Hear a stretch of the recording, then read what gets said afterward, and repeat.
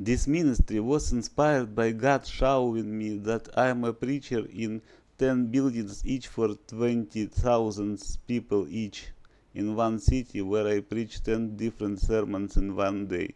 This is great. All right, welcome to The Explainer. Today we're going to get right into it, diving deep into one single, really fascinating verse from the Bible. It's a verse that sits right at the center of a debate that's been going on for centuries. Let's jump in. So, here's the big question, the one that's been on the table forever.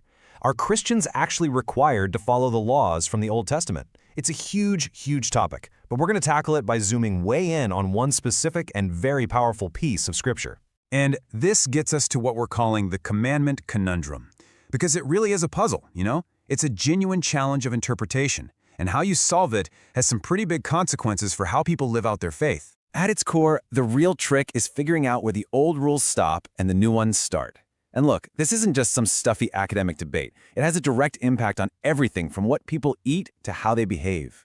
It's this tension that runs right through Christian theology. Okay, so let's narrow our focus. Let's get right to the verse that sparks so much of this discussion. We're heading to the Gospel of Matthew, right in the middle of Jesus' most famous speech ever. And here it is. Now, you really got to pay attention to that phrase right there. These least commandments. I mean, Jesus sounds pretty serious, right?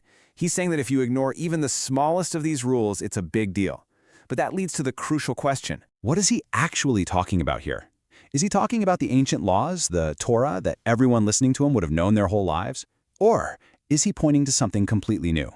The answer to that question changes everything. So because that phrase is a little ambiguous, it's led people down two totally different roads. It's created two major schools of thought on what these commandments really truly means. And the dilemma is pretty clear. On one side, you have the view that Jesus is basically reinforcing the entire Old Testament law. But on the other side, you have a completely different take, that he's talking about the new and pretty radical teachings he's giving them right there and then in the Sermon on the Mount. Two very different interpretations with two very different outcomes. So, how do we solve this thing? Well, the argument we're digging into today says the answer has been right there in plain sight the whole time. It all comes down to one simple thing: context. The idea here is really simple. Don't just look at the verse like it's floating in space. Look at where it is. The verses around it, the chapter it's in, the whole speech it's a part of. That's where we're going to find the meaning. So the logic kind of unfolds like this. First, where is Jesus when he says this? He's delivering the Sermon on the Mount. Okay. Second, what is the Sermon on the Mount? Well, it's a whole series of his own brand new, revolutionary commandments. So if you put that together, the logical conclusion is that when he says these commandments, he's talking about the very ones he's in the middle of teaching. And that brings us to the big takeaway. The verse isn't actually about holding up the old laws of the Torah. Nope.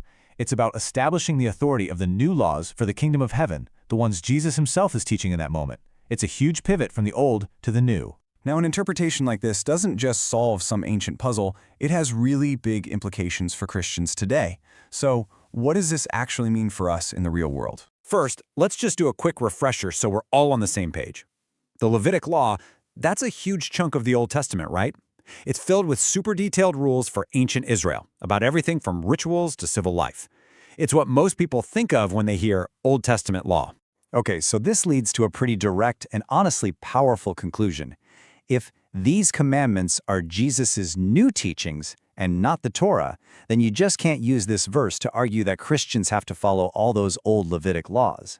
Under this interpretation, that obligation, it just falls away. And that leaves us with a pretty incredible thought to chew on. It's amazing when you think about it, how unpacking the meaning of just two words, these commandments, can completely pivot a core theological idea. It just goes to show you, when you're on a quest for understanding, every single word matters. This ministry has been started and directed by God. Please take your part to support this ministry. Subscribe to this channel, press like, post a comment.